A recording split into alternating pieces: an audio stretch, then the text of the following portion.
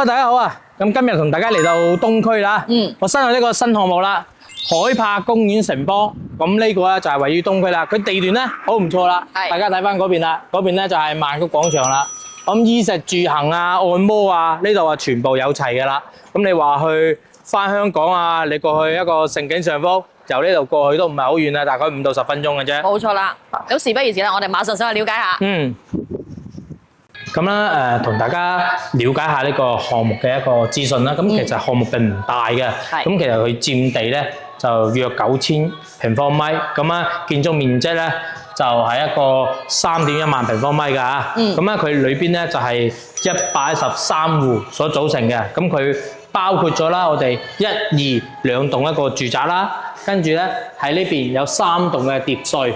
同埋咧前邊嘅一個公建嘅配套，咁啊好容易去了解嘅。咁啊同大家講翻，佢兩棟咧，除咗一個層數有少少差異之外咧，佢幾乎係一樣。咁咧一棟咧佢係31層高，2棟咧就32層高嘅嚇。咁咧我哋由左到右分為1、2、3，咁1同埋3咧就123平嘅一個做一個4房。咁咧佢另外咧就係呢個靈異戶型，即係中間呢個朝南嘅戶型咧。就係咧一個105平嘅，佢做一個4房。佢其實呢個就係一字板樓嚟嘅，全部咧都係戶戶朝南㗎。咁啊，首先啦，講翻佢優點咧，即係佢獨棟設計啦，通風採光比較好，而且咧小區嘅一個密集程度咧係比較低嘅，相對嚟講咧就會比較舒適少少。咁啊，當然啦，佢如果有一個小區唔算話一個好大嘅一個小區啦。咁佢呢邊咧係明年12月30號收樓，管理費係2.9蚊嘅。咁啊 Ken啊，大家都好關注呢個價格，因為呢度係東區，畢竟係東區嘅地段啦。咁佢價格又點樣咧？咁佢嘅均價啦，即係話如果佢由低層咧到高層啊，佢均價咧大概係一個13,000到14,500左右嘅一個價格嚟嘅啊。咁不如咁啦，我哋接下落嚟睇下佢嘅戶型。好。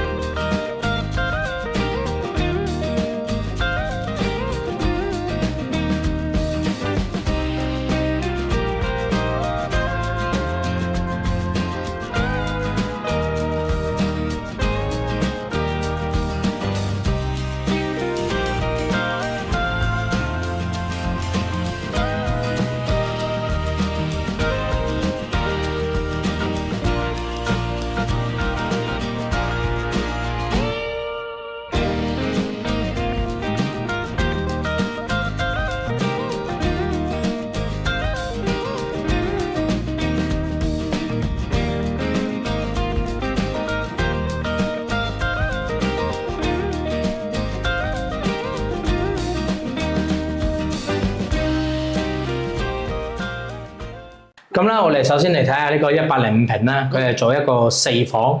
咁咧佢呢隻戶型咧，我個人都係第一次見，比較特別嘅，比較特別少少。入戶呢個位咧就係你自己用噶啦，私密性比較高啲。咁入到嚟呢一度咧，呢個位置咧，我哋常規咧就以為係餐廳，但係佢而家咁樣改咧就。你可以改做入戶花園都得，睇你自己啦。冇錯啦，但係睇翻你自己嘅設計嚇，呢度咧就其實佢好牽強咁講，可以做到一個對流位啊。係呢度，因為呢度有個窗。啊，呢邊咧就做西廚啊，呢邊咧大家入嚟呢邊做中廚。呢度做中廚啊。呢邊做中廚，咁啊呢邊咧放一個冰箱嘅一個位置啊，咁咧佢而家咁樣做咧，佢呢個廚房啊會比較暗，佢係勝在咧，而家佢呢個位置就帶咗一個生活陽台，咁呢個生活陽台咧，中規中矩啦，唔算話特別大，只可以放到洗衣機嘅啫，你都唔可以有太多嘅一個構想。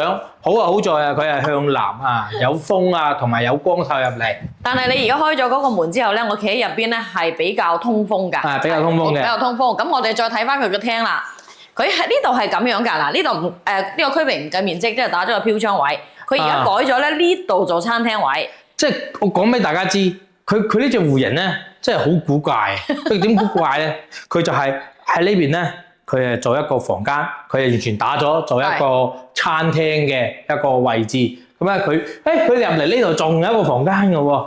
即係話咧，你被焗住咧。如果佢咁樣去做咧，佢嗰個門啊，全部要咁樣啊開喺外邊先得。所以佢而家咁做咧，呢個位你做餐廳或者做其他用途或者做茶室就唔可以做房啦。你做房嘅話根本都唔知點做。佢已經諗過嚟啊！佢只有咁樣做啊，佢先會覺得你個廳大喎，呢啲叫都算叫橫廳設計。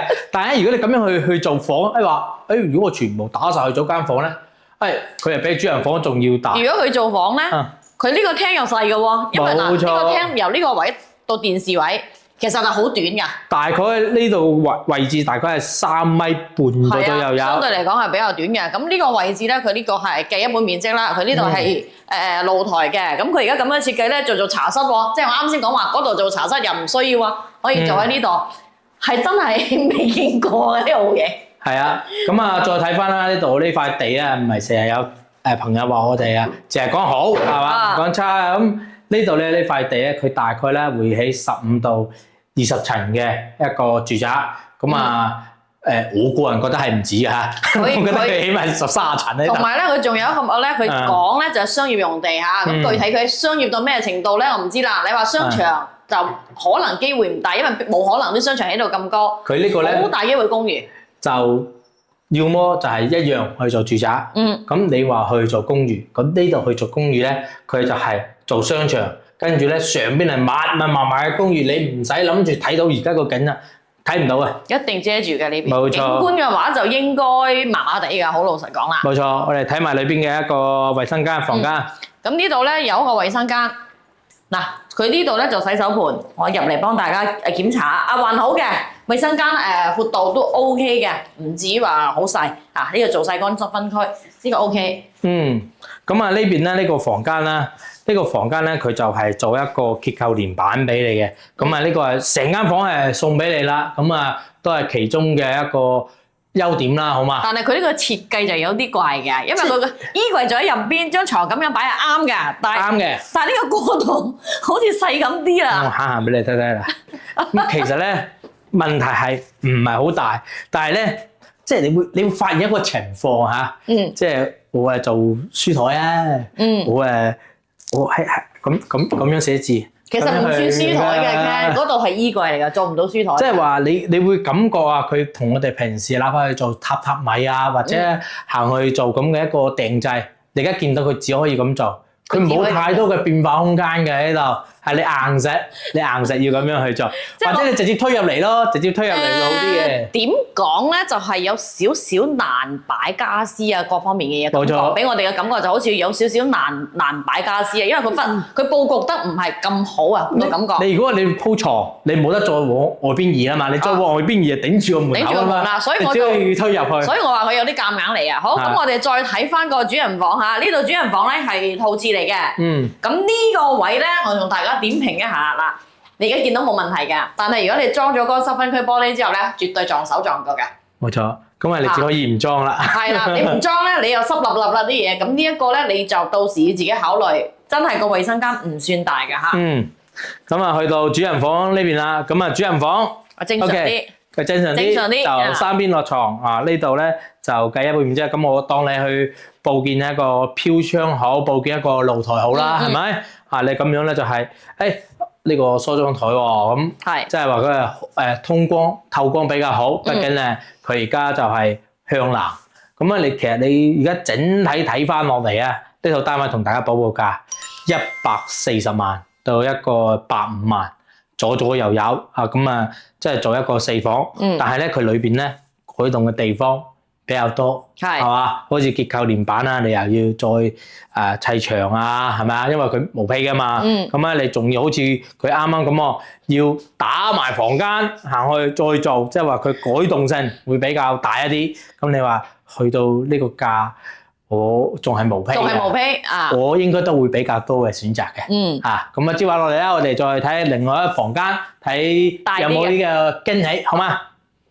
咁再嚟啦，我哋睇下呢個大面積嘅。咁呢個咧係01戶型啦，同大家講翻01戶型咧，佢佢就係一個做獨梯獨戶嘅，但係咧佢價格上面咧就會高翻啲啊。咁啊呢隻咧就係佢123平，佢可以咧係去做一個4房嘅單位。係，大家入嚟睇睇呢個位置咧，就係一個廚房嘅位置。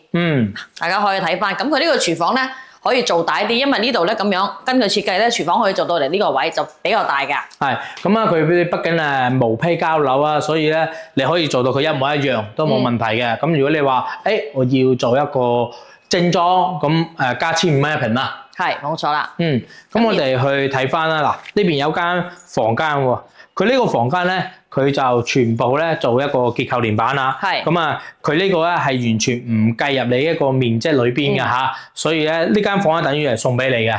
係，咁我哋再睇睇個廳啦。佢而家呢個廳咧，佢呢個位置係計一半面積，即係你個陽台嚟嘅。咁佢而家係封咗露台嗰個設計，咁成個廳就好大。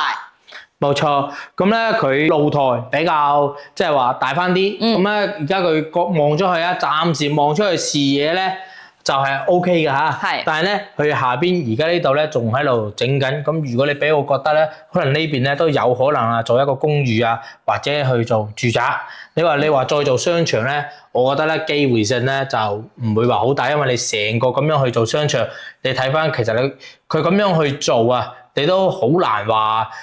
喺呢邊咧，再做一個咁大嘅商場嘅機率咧，會相對嚟講少一啲。係啦，咁啊，大家要睇翻，到時就係驚佢有遮擋嘅啫。點解我會咁講咧？因為咧呢邊咧嘅一個商業啊，都會比較重一啲。咁我哋睇翻啦，嗱，而家呢邊樓下嚇，即係呢邊本身一間房，你樓下咧就係以前嘅一個菜籃子嘅市場。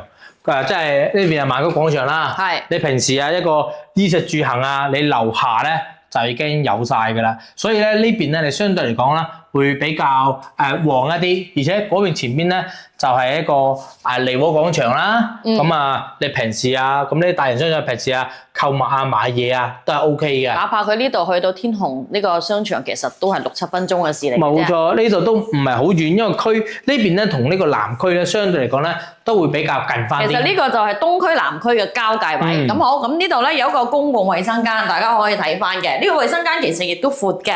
咁呢個有飄窗咧，就喺呢個位置。咁呢度做翻個乾濕分區。咁其實呢個位置就比較闊嘅。咁啊，再嚟啦，我哋睇翻啦。呢邊另一個房間，佢呢邊咧就係利用埋呢個飄窗咧，佢就做咗一個榻米啊。咁咧你可以見到咧，其實咧佢呢鋪床啊，仲可以做出翻啲㗎。而家呢啲係做一個米2床咧，你喺度咧要做一個米半床，咁樣按照佢咁嘅設計咧，還算 OK 嘅。但係咧，你話去到123平咧，我覺得呢間房咧算比較細㗎啦嚇。咁啊，我哋再睇睇主人房。主人房嘅話咧，佢亦都有一個衛生間，亦都係比較長啊，比較深啲嘅呢個衛生間，咁啊冇問題。咁出嚟呢個位置咧，佢做咗一個衣帽間喺度，因為咁樣咧衛生間就唔會對住張床。咁啊，我哋再嚟睇埋啦。而家咧呢個主人房，咁啊佢主人房就而家我哋睇到前面呢度係計價嘅嚇。係呢個位，呢個位開始嚇，唔計價。唔計價，呢邊咧就全部去贈送俾到你嘅。咁喺呢度咧，同大家講翻，而家咧呢個單位咧，佢總價咧大概係一個170萬左右啊。咁啊，如果你話去到高樓層咧，就可能會高啲啦，去到180萬。咁啊，睇翻自己嘅一個需要。咁仲有一樣要同大家去做一個總結。而家我哋講緊呢度係1字樓。佢亦都唔係做咩第4代住宅，雖然佢話做咁多地方啊，行去送俾你，佢的而且確唔係第4代住宅。佢而家就算咁樣去做嘅話咧，你做1字樓啊，佢嗰個實用率本身就係一個偏低一啲嘅。你話我要去買呢度，點解要買呢度咧？最主要話呢度就係東區，呢度東區就係中間最值錢嘅一個地方啊。咁另外嘅話，呢邊嘅學校資源啊、商業資源啊、地段各方面咧係比較好，比較適合喺香港朋友咧，即係退休居住又要有成熟配套嘅地方啦。但係阿 Ken 啱先報嗰個價係冇批價嚟㗎嚇。如果咧呢個咧你話要去到靚樓層帶埋裝修，講緊咧就係去到200萬。咁你話200萬，可能會選擇第4代啦。200萬嘅話就好多嘢諗㗎啦。冇錯，即係話我哋實事求是。咁有啲朋友可能中意呢啲，中意呢個地段，或者有啲朋友咧就可能中意呢個第四代住宅，實用率高，旺中帶靜，咁啊，即係各花入各眼。最主要咧睇你周邊有冇朋友喺度住啫。你周邊有朋友喺度住，你肯定選擇呢度啦，係咪啊？OK，咁啊，如果大家睇完呢個視頻嘅話，不妨咧同我哋喺屏幕下方留言，大家一齊討論一下。有任何唔明白地方咧，都可以馬上打電話過嚟俾我哋嘅。睇完仲未有，記得添加關注我哋頻道，同埋俾個拉我哋啊！咁呢期節目就到呢度啦，我係 Ken，我係 May，我哋下期節目再見，拜拜。